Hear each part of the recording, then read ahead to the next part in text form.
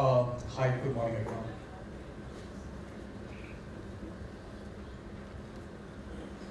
Yeah, now I know how to operate the slides as well. Good morning everyone. Thank you so much for coming over. I'm glad that you decided to share your Friday morning with me. I'm also happy to see that the question that won the giveaway last time was a question about sustainability, and that's what we're going to talk about today. The way we have the sessions scheduled is I have some slides to talk about. I'll generally talk about a few experiences during the entire session. If you have any queries, please feel free to stop me and ask any questions that you have. Just to get people warm up, let me start by asking some questions myself. So, and some of these are going to be repeat questions that I've asked in one of my last quizzes, so people who know the answer can probably raise their hand. And we will also have some giveaways for the right answers. So, first question is, 10 years ago, what percentage of global power, electricity, power, was used by data centers? Let's say in 2012. Anyone who wants to answer or hazard a guess can please raise your hand up. Then we can. Yes, sir. 100 megawatts. I'm talking about percentage of total power. Let's say if total Earth was using hundreds of gigawatts, what percentage of that power was used by? 10%? Okay, 10% per answer. 33. 33% of the global power, you mean? Okay. 10%. I think half percent. Mr. Berry says 1%. We have Half percent. okay, we have less than 1% also. 1%. 5%. 1.3. 1.3%. 0.2%. Okay, so I think there are two answers which are close to the correct one, and there is no correct answer. The range is actually 1 to 2. So I think Mr. Berry got it right, and I think Praveen also got it right. Can we please have two giveaways for Mr. Berry and Mr. Praveen? It's nice to know that people who are answering the right questions are people that I know. So it just talks about how what the awareness of people is. Second question. The same question, but for 2022, not for 2012. Yes, sir. 4% is my answer. Yes.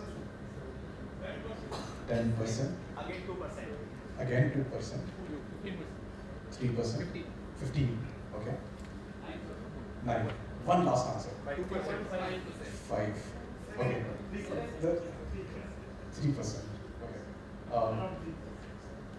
So the correct answer, again, there is no specific number, but depending upon which analysts you talk to, the number even today varies between 1 to 2%. So I think 2% was the right answer. Yes, further in the blue. Now, the question is, this has happened in last 10 years, but the percentage of power that has been consumed still remains the same. Why is that happening? What are people doing? So one part is, can we have someone remove the chairs as well so that they can hold? Yeah. So why is that happening? So one is the equipments are getting efficient. The IT equipments are getting efficient. For the same amount of compute power, you require much lesser silicon. There was Moore's law which said that every 18 months the compute goes 2x. The Moore's law is not exactly valid today. If not 2x, today it is at 1.5. But at the same time, there's a lot of improvement that is happening at the infrastructure end also. And we are going to talk about what are the kind of improvements that are happening at infrastructure end. Because data center forms the infrastructure. To have efficient data centers, I think there was one topic of discussion which came up is, can we select a location which is more relevant for cooling and something else, but that is not always feasible. So whenever those things are done, then what remains is how efficient can you construct a data center. So today we're going to talk about how to bring those efficiencies, how to build sustainable data centers, and we are using PDG framework, Princeton Digital Group's framework as a structure to see how to get efficiencies into data centers that we design. At PDG we have got this framework which has 4 pillars. We'll talk about each pillars. I'll give some examples and then we'll also tell you about how we have implemented some of these in our data centers across various regions. The first pillar is about energy. The first pillar is about energy and resource efficiency. Within energy and resource efficiency, you try to design data centers with lowest PUE. Now this is simpler said than done because depending upon which region you are, what is the temperature, your PUEs could vary. The second is to try and make sure that some examples, to try and make sure that the equipments are stacked up such that we are using less energy. So for example, in earlier panel we were talking about building G+5 or G+6 data centers. So we build a parallel building for gensets so that the distance between the gensets and the load is lower the cable is smaller, and hence the losses that happen in the cable are actually less than what would have happened otherwise. Use of equipment such as modular UPSs, which are more than 96%, 99% efficiency, so that you're using less amount of losses. And then there is a lot which is around temperature as well. So there's a lot of dialogue happening within the industry with equipment suppliers, with our customers, to make sure that we're also using higher set points. So 10 years back, customers wanted 20 degrees or 22 degrees to be maintained into the cold aisle. This has gone from 22 to something close to 24 or 26 for enterprise customers these days. And a lot of hyperscale customers are even happy to go to 29 degrees and 30 degrees. So moving the amount of temperature increases, there are a few things that you can do at your end also. One is obviously increase the set point. Second is increase the supply and return temperatures for the waters that are going into the chiller. So these things help in terms of figuring out what is the kind of efficiency that you will achieve from your equipments. And lastly, to choose equipments that are specific for data centers. And because data centers have evolved over 10 years, the demands are increasing. Our suppliers are also trying to make equipments which are specific for our usage. And one such equipment that makes a lot of difference is chillers. In our language, we are calling it data center specific chillers. That's the first vertical that we have. Our second vertical is around renewables. So one is choose sources of energy which has got lower carbon footprint. Second is generate as much renewable energy and use as much renewable energy as you can, which is clean energy. And depending upon which country you are in, you may have more options or you may have less options. If you are in Singapore, you practically have no options. If you are in Western China, you have better options. If you are in Eastern China, you don't. If you are in Mumbai, you could do a captive and cover yourself up to 35 to 40% of overall consumption. But again, this varies from region to region. One interesting thing that we're trying to do is, apart from captive, develop as much as solar power that you can do on your site. There is a thumb rule that we have at PDG that for every 10 megawatts of critical IT power, you can easily generate close to 100 kilowatts of on-site solar energy. And that's something that we replicate across all the sites. We also try to collaborate with our customers, and it is interesting that our customers are willing to invest both in the form of CapEx and OpEx to make sure that they can also maximize the renewable energy to replace as much as they can. And last is, wherever everything is not possible, use source REX or use source IREX to make sure that you are clean. The third vertical is around certifications. Now, certifications are something which may not always directly provide you efficiencies. It may not directly contribute to sustainability, but indirectly they may. One is every geography that we enter, we make sure that we look at which is the most relevant data center building certification. Say, for example, in India, it is IGBC. In Singapore, it will be BCA. In certain countries, it will be LEED. So try and achieve the certification which is best in that region. What these guys do is they're always pushing you to achieve more and achieve better and achieve best efficiencies. So there are certain initiatives which you may not have taken in your base design. With certifications, you end up incorporating those. Compliance with global standards. This is somewhat similar to certifications, but you don't really get a certificate for that where you're working closely with your customers to achieve the standards. Then there are certain projects like OCP, which is Open Compute Project. For people who don't know about OCP, it is one project where IT equipment suppliers, IT equipment users, infrastructure suppliers, infrastructure users all have come together to make sure that we are creating standards that are in line with each other so that there is no inefficiency at any of these levels. Our Singapore data center happens to be the first OCP certified data centers across Asia. And the last is relevant ISO certifications like energy management certifications. This brings us to the last vertical, which is technology and innovation. Some very simple things, so for example, choice of DG sets. Use MV DG sets because they are more efficient in terms of power transfer as compared to LV DG sets.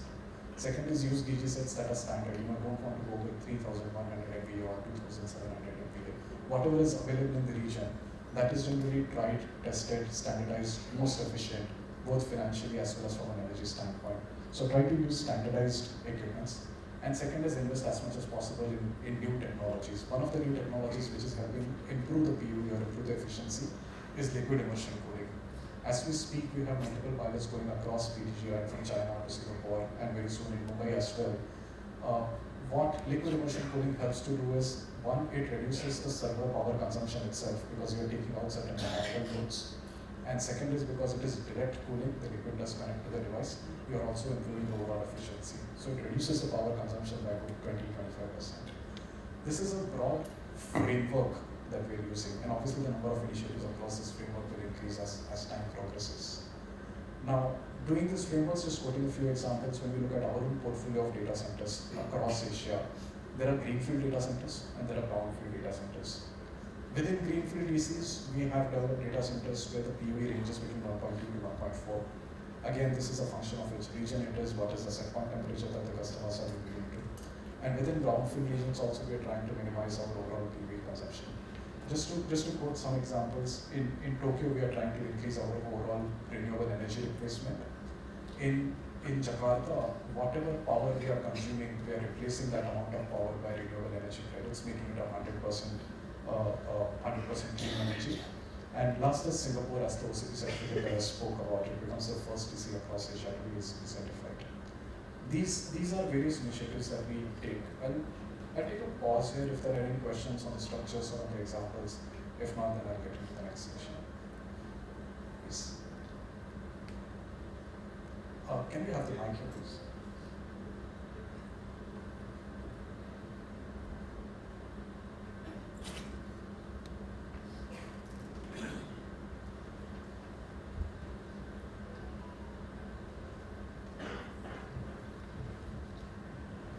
Told about MV generators. Yes. Given a scenario, let's not get into tire, let's not get into debate, just one point. Yes. In terms of continuity, Yes. something goes wrong, Yes. your transformer fails, Yes. you need to supply some critical Yes. load. Sometimes it's better to have a MV generator, mechanical load, that's one. Correct. When we're talking about the green building certifications on the previous slide over there, we all know that we all were given care about USGBC lead, IPGAC, minimum certified, certification of green building post-construction, etc. But today you still see that we are failed on sustainability, we're going global warming. Why is nobody from this industry talking about direct carbon capture? A small direct carbon capture plant, no matter what is the units of sucking out carbon from the industry, a small unit in every data center is going to do wonders. Yeah. So two questions that you asked, right, about every generator, and I think it depends upon the kind of design that you are looking at, and there is always a balance between what is the efficiency you want to achieve and what is the redundancy that you put into the system. So for example, we work at redundancy levels which are anywhere between 6+1 to 20+2, and that becomes acceptable global standards, which is why we are okay to use MV generators because it is saving us in terms of efficiency, and that becomes a priority. And there is always going to be a choice, right? So when we spoke about investing in green energy, our customers are partnering with us to invest. It is increasing the cost, but in long run, it is something which is more sustainable. Second is, of course, there are more initiatives that everyone can take, and this is not the limit of it. It's just that there are much larger pockets that are available right now that we can use. As far as carbon capture is concerned, that is something that we have evaluated. We knew that Aramco does that in Saudi. We have tried to figure out what is the amount of carbon that we can use for our gensets. It makes sense in some regions, it may not make sense in some regions. So for example, we are connected to 220 kV substations sitting right next to Kalwa. The only time the gensets are going to run is when we are doing some kind of testing on the generators. So it is an initiative. It's just that the list of priority probably is slightly lower for us. We prioritize the liquid immersion cooling over that. But absolutely valid point, and I don't know how many people have actually tried to evaluate the carbon capture. Just to let you know, that's something which is on our list, and we will do it sometime. Thank you. So using this, there are a few things that also are work in progress for us. So for example, we're going from PUE, which is power utilization effectiveness, to water utilization effectiveness or carbon utilization effectiveness, as we're just trying to point out. And we are also adopting global frameworks to make sure that we are setting out our goals right. One thing that we started doing at PDG is that we are publishing annual sustainability report where we are trying to publicly mention the amount of carbon that our carbon footprint, the amount of power that we are consuming across our data centers, and what are the initiatives that we are taking to make sure that we are cleaning our footprint. We again have a few questions, again a few takeaways. So first question is, India has pledged to reach what percentage of renewable energy by 2030? Yes. 30%. 30. 30. 30. Okay. 20. 25%. 25. So you already have one label, but we'll still consider that. Yeah. 50%. Yeah. Yes, sir. 30%. We'll take one last answer. Yes. 50. 24. Okay. I think we got two right answers. The answer is actually 50%. So, sir, you are on the first row and sir, you are on the last row. But the first and last benches are doing well, actually. This second question is, India is pledged to reach what percentage of renewable energy by the year? Sorry, that's one that we asked. India is pledged to reach how many gigawatts of non-fossil energy by 2030? Gigawatts. Yes, sir. 500. 300. 1500. I just feel like I'm sitting in a bidding war, but yeah, let's go with it. 450. Okay. I think the right answer is 500. Again the last bench of this. And sir, to your question, you spoke about IGBC, USGBC. Here is one thing where I wanted to draw attention of everyone to. We have IGBC data center standard in the country. Till date, how many data centers do you think are IGBC platinum certified? All. Okay. Very, very optimistic, sir. I hope that next year when we meet, we are able to say this. I would love to ask the same question again. I think only 2. Okay, you think only 2. Okay. I think at least 4. Okay. Mr. Viri, I know you built one of those. No, that's like second one. Okay. So it is 5. It is 5. 4. Okay. So the thing is, this is not published anywhere, but we did check with the IGBC guys sometime back, and they said that it is 4. So I think 4 is the right answer. And here is something for us to ponder about, that as an industry body, there is a standard that is set. Why is it that only so few data centers are able to meet those standards? And Mr. Very would know very well that the standards were made little more stringent a couple of years back. So there is a target that is set for the industry, and it is up to people like us to make sure that our data centers are living up to those standards. So yes, there are 3 across India, but I think 4 is the right answer. What holds in future for us? So at PTG, we are determined to grow across multiple markets. We want to make sure that our growth, our scale, and our initiative for sustainability are able to make a meaningful impact on sustainability of the overall industry. And as PTG, we also taken a target to go 100% carbon neutral by the year 2030. That's our pledge to the environment.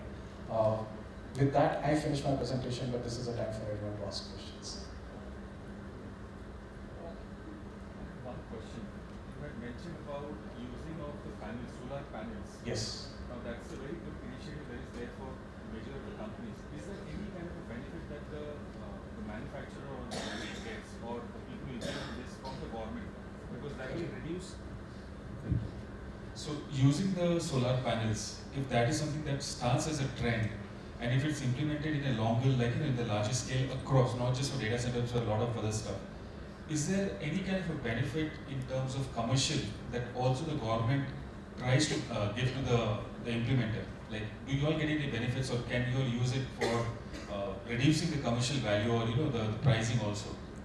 Yes, a slightly longer answer, and again at the cost of being not 100% accurate, let me talk about a few things. So one is, us and most of our industry colleagues have something called as capital plants, which are tens of megawatts and in some cases runs into tens and hundreds of acres, and they are generating solar energy.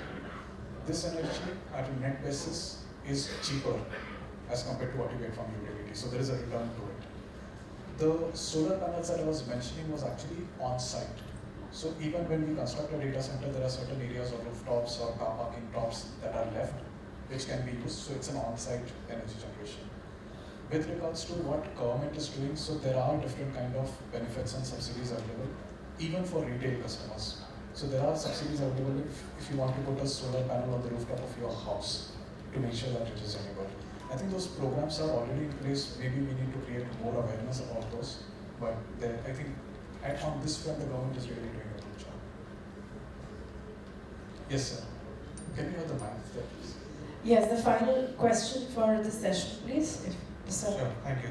My name is Chirag Gajjar. I actually work in the field of climate change and sustainability. You spoke about reaching carbon neutral by 2030. My question to you is, what do data centers players in this particular field, why are they hesitant to take net zero target? What are the barriers and what needs to be done to overcome some of those barriers? Thank you. Sure. So one is when we talk about sustainability, right, we're looking at scope 1, scope 2, scope 3. Scope 1 and scope 2 are very much within our potential control that we can talk about. But when it comes to scope 3, and given today's supply chain issues, one is you want the ecosystem to develop to make sure that you understand what your carbon footprint is potentially is. And you know, there have been a number of case studies where people are saying that we're using organic products, but the organic products are shipped from halfway across the globe. It no one remains as organic as you would want to be. So I think for us to be able to do that, we would want the ecosystem to evolve. And we are hoping our ecosystem to evolve. One of the things that we are in the process of doing is, when we are doing our procurement, we have L1 and a T1 concept, and I think we all understand what it means. We're also trying to figure out if there is an S1 that one can do. And does S1 mean that it is more expensive or less expensive, or does S1 mean that it is a TCO approach? I think your question is very valid. I don't have a complete answer to that, but that's something that we're struggling every day and trying to improvise from where we stand. But it's a valid question. Thank you so much, Mr. Vipin, for a very engaging session. Before you leave the stage, sir, I would request Ms. Atira, producer W.Media, to please present a memento from Fuji as a token of our appreciation. Ladies and gentlemen, once again, please put your hands together for Mr. Vipin Shirsat, Managing Director, Princeton Digital Group. Thank you, Ms. Atira.